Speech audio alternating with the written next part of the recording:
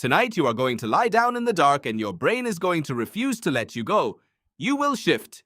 You will check your phone. You will stare at the ceiling and think about something that happened 3 years ago. And if someone asks you why you could not sleep, you will blame stress, or caffeine, or the temperature in the room. But none of that is the real answer. The real answer is that your brain does not believe you are safe, and it has been making that calculation every single night for 200,000 years. You were never built to sleep easily. Sleep was always the most dangerous thing you could do. Think about what sleep actually requires. It requires you to become unconscious, to lose awareness of your surroundings, to surrender control of your body for 6 to 8 hours in a world that, for almost all of human history, contained things that wanted to eat you. Lions did not take the night off. Hyenas did not wait until morning. Rival groups did not announce themselves before they arrived. Sleep was a gamble every single night, and the ones who slept too deeply, too easily, too trustingly in the wrong place did not survive to pass on their genes. You are descended from the light sleepers, the ones who woke at every sound, the ones whose brains never quite let go. Neuroscientist Matthew Walker, who has spent decades studying sleep across species and cultures, describes the human sleep architecture as uniquely fragile compared to most large mammals. We cycle in and out of deep sleep in a way that keeps part of the brain semi-alert even during our deepest rest. This is not a flaw. It was a feature. The brain that stayed slightly online, that kept one ear open, that could snap back to full awareness in under a second, that brain survived. And you have it. But here is the part that changes everything you think you know about your sleepless nights. Modern sleep science used to assume that 8 consecutive hours of uninterrupted sleep was the natural human baseline. That insomnia was a disorder. That waking in the night was a malfunction. Then historian Roger E. Kirch published a landmark study in 2001 that turned all of that upside down. He spent 16 years combing through diaries, court records, medical texts, and literary references from pre-industrial Europe and discovered something that no one had thought to look for. Before artificial lighting, almost every human being slept in 2 separate phases. A first sleep lasting 3 to 4 hours, then a period of quiet wakefulness lasting 1 to 2 hours, then a second sleep until morning. People use this waking window to pray, to think, to visit neighbors, to have sex, to lie in the dark and simply exist in that strange half-lit space between sleep and consciousness. It had a name. It was called the watch. And it was not considered a problem. It was considered normal. It was what sleep was. So when you wake at 3 a.m. and cannot get back to sleep, you may not be broken. You may be exactly what you were designed to be. But your ancient brain does not only worry about the dark. It worries about the room itself, about the people in it, about who is on the other side of the wall. Anthropologist Carol Worthman at Emory University has spent years studying sleep patterns across non-industrialized cultures, and what she found dismantled the entire Western model of what sleep is supposed to look like. In the cultures she studied, no one slept alone. People slept in groups. Children slept pressed against parents. Adults slept surrounded by the sounds and warmth and breathing of other people. The fire was never fully extinguished. Someone was always at least half awake. Sleep was a collective act. Your brain was calibrated for exactly this. It learned, over hundreds of thousands of years, to read the sounds around it and assign a threat level. Other humans breathing slowly and deeply nearby. Low threat. Silence that is too complete. Check again. A sound that does not fit the pattern. Wake up now.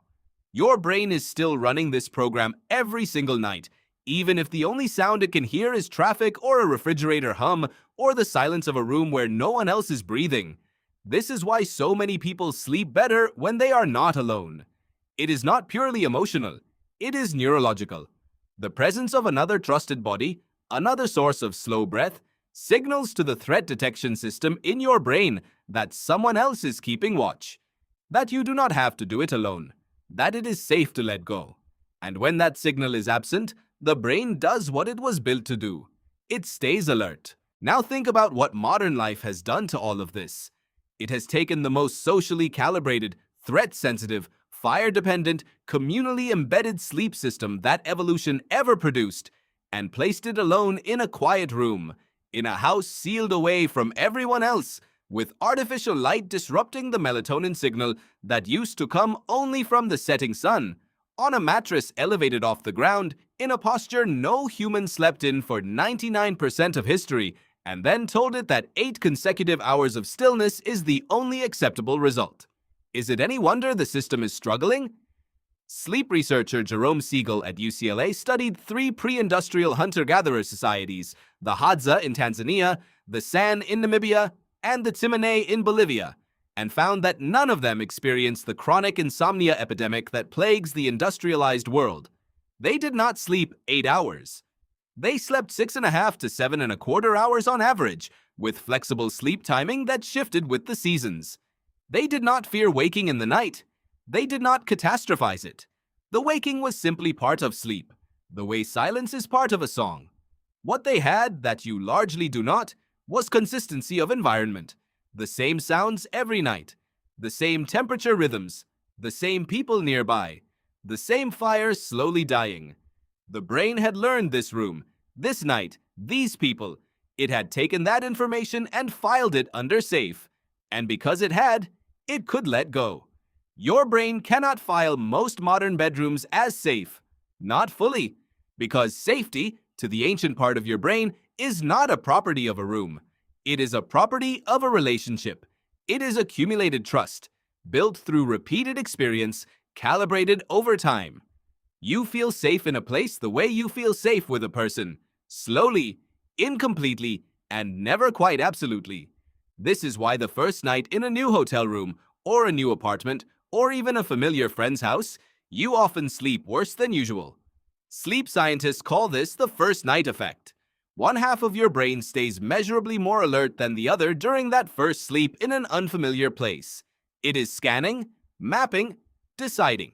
It will not commit to rest until it has enough data to make a judgment. This is not anxiety. This is the system working exactly as designed. Your ancestors did not have the luxury of trusting a place on the first night either. And here is the thing about chronic sleeplessness. The kind that follows you from place to place. The kind that has lasted years. The kind where even a familiar room does not feel safe. Research by Edie Ben-Simon and Matthew Walker at UC Berkeley has shown that chronic sleep deprivation fundamentally alters the threat detection circuitry of the brain. The amygdala, the region most responsible for fear and threat response, becomes 60% more reactive in sleep-deprived brains.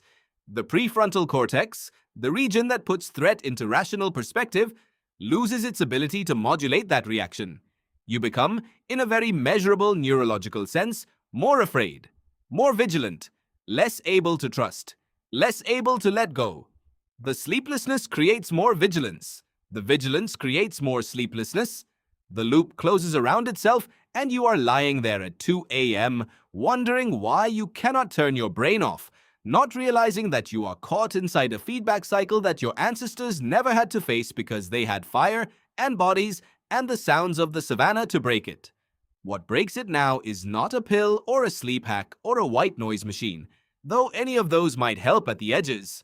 What the brain is actually looking for, underneath all of that, is the same thing it has always looked for.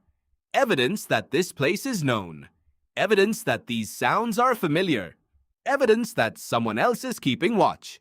Evidence that you have done this before and the morning came. You have done this before. Every morning of your life.